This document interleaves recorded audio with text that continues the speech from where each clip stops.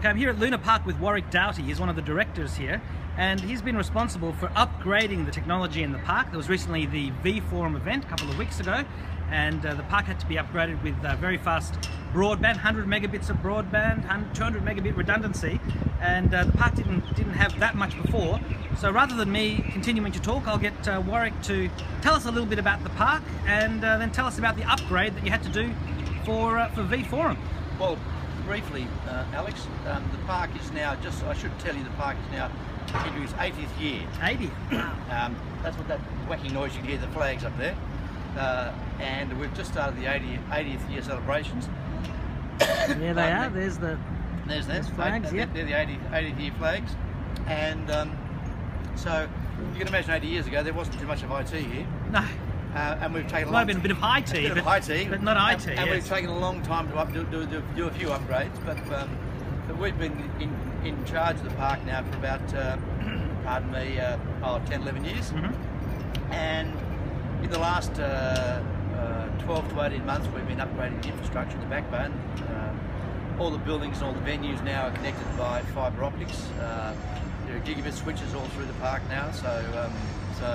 But then when V-Forum looked as though they wanted to hire the park, when SCEC closed down, we had to make sure we had the right ISP in the park, which was what we contracted for. Mm-hmm.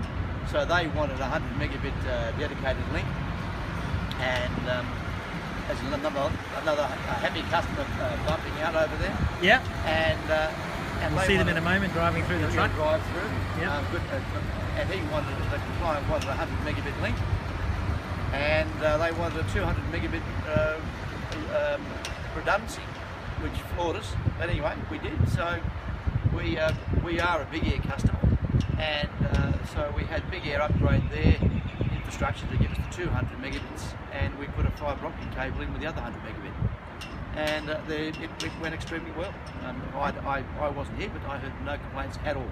And just to explain for people listening, SCEC is the Sydney Convention and Exhibition Centre, and for those who don't know, it's been torn down because it's being rebuilt. Yep. And it won't be completed until 2016, and there might be a temporary one, and there's also Homebush, but a lot of people, from what you've been telling me, have been looking at the possibility of holding their exhibitions and conventions and shows at the park, because the park has the space, the big top, it's got the Crystal Palace, it now has the IT to cope with it. What's the stat on how many people you can connect onto Wi-Fi devices for these big conferences at the same time? We think about 10,000. Yeah. With the aerials we've got, we put ruckus aerials all through the park, access points all through the park. Mm-hmm. And the Cisco ones are still here, but they're a bit redundant now. We've switched to ruckus. And we can have quite a few on each access point. So that's a plus for us. The park is also unique in that it has free Wi-Fi for anyone that comes into the park. Mm-hmm. You can log on and get free Wi-Fi here. So that's been a plus for us. Yeah. In the modern era, everybody wants that. And as I understand it, with the park's free Wi-Fi was working at the same time as the V-Forum Wi-Fi was working. A lot were using the park's Wi-Fi. Yeah. Because they thought it was quicker, but it wasn't. But nonetheless, that's what they were using. Sure. But the idea is, I think the way the market's going, people are going to want this sort of access to technology. Mm-hmm. And just because we've been here 80 years doesn't mean we can't be at the forefront of that sort of what the public want. Absolutely.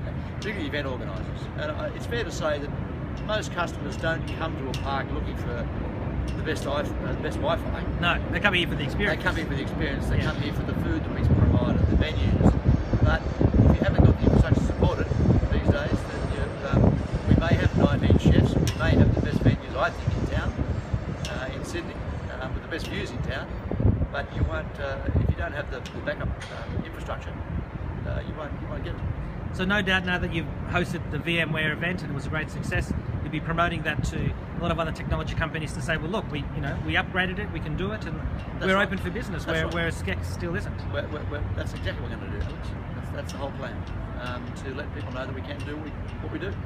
Sure. Well, I was actually here at the V4M event, and it was a great sort of carnival atmosphere.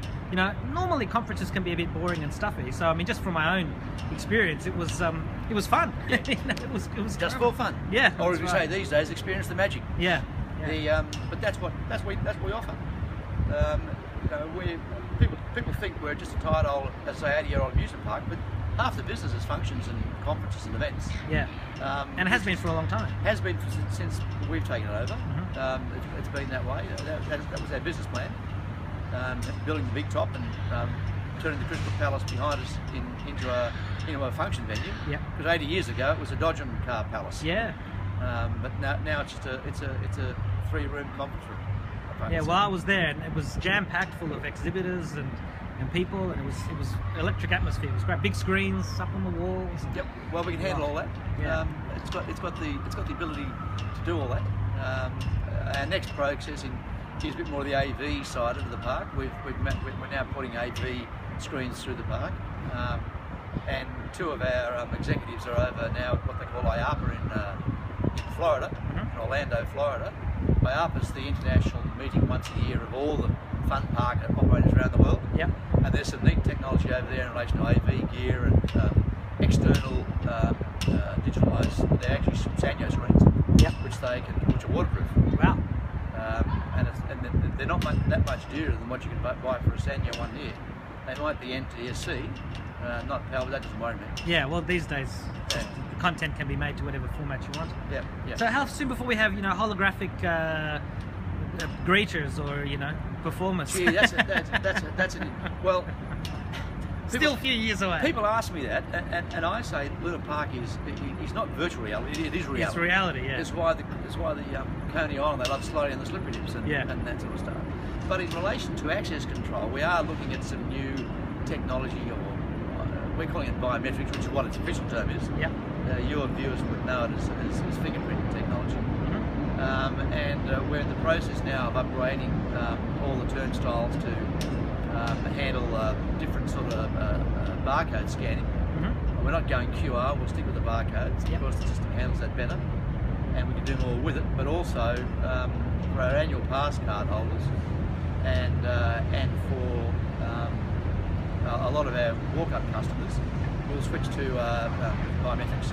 And you were telling me that once the biometric scan has happened, all the turnstiles in the park are updated? Are updated. As soon as you register, it's sent out wirelessly or over cable. But a lot of it, because of where the rides are in the park, it'll be done wirelessly. And are you expecting this to speed things up? People will move through quicker? It'll speed things up the ticket box. Yeah. It'll allow people, particularly annual pass holders and regulars. There's quite a few thousand of those. It'll allow them to come into the park quicker and easier. They won't have to go and line up, and even though there's a special window for them, they won't have to line up and get a wristband. Yeah. And I mean, how much more industrially foolproof is it? We've all done it on our phones, where we have to do it a second time or a third time, trying to get the scan on certain various brands of phone. This, I mean, in the park you would have all sorts of people. They might have greasy fingers. I mean, what's the failure rate? Is it much more accurate? It is much more accurate. Because that'll speed things up if it is. Otherwise, it's also a bigger scan than what you're used to on your phone. Right. Yeah. And it's a different technology, but it is the same in some ways. It's being used overseas in the big parks, Disneyland and what have you, for come back tomorrow passes, or 2-day passes. Right. So they link it to the actual customer, so you can't buy a 2-day pass and you give it to your friend. Yeah, yeah. Sorry guys, there's scamming going on, but they don't like that. Yeah. But this one is really to speed up the process for the visitor. Whether it extends to the function visitors and the conference visitors, that'll be a bit different, because really, do they want to do that? Unless the customer wants to go on a ride, we'll continue to use the wristband. I'm sure. I mean, or they've got the lanyard as well. Yes, they to have. say that. Yes, they can. Yeah. Yes, they can. RFID technology is very good, as a lot of your viewers would know, and it has a lot of applications that we actually don't need. Storing data and storing money. So we can do that in the barcode. Sure. So and of course, the barcode is also for those people who simply won't want their fingerprint with the biometrics. There'll be some that do that. Yeah. Like my wife will be one of them. Yeah. She doesn't like it, but working on her. Sure, sure. The other parts of the technology we're putting in newer cash registers, which will allow their IP-based cash registers as opposed to the old clunkers, and that'll allow each cash register to recognise the customer and offer him a voucher or give him a free coffee or they all want a free fairy floss. Yeah. Or something like that. So it's but that sort of technology is coming into older parks like this too. I think we're pretty much in the forefront of that sort of technology. Yep. Around the world, actually. Yeah, which is great to see. So it's there's a long way you can go. I'm not a lover of being too much of a pioneer. Because you remember they were the ones that were shot in the back by the Indians. And also they're the ones who do the beta testing for everybody else. That's right. It, yeah. That's right. So and if you're on that razor blade, you slip. Yep. You know what you lose. That's right. That's right. Whoa! Whoa! Any final messages for ITY readers or even potential customers? I just think you should don't be fooled by the age of the park at 80 years. I mean, it's mature now. Well, it's experienced. We're experienced, and we're trying to be out there in the front of the new technology. And if any of your viewers and readers have any other unique technology, get in touch with us. I mean, because we like to see what's out there, and we're not afraid to use it. Okay, Warwick, thank you very much. Not a pleasure, Alex.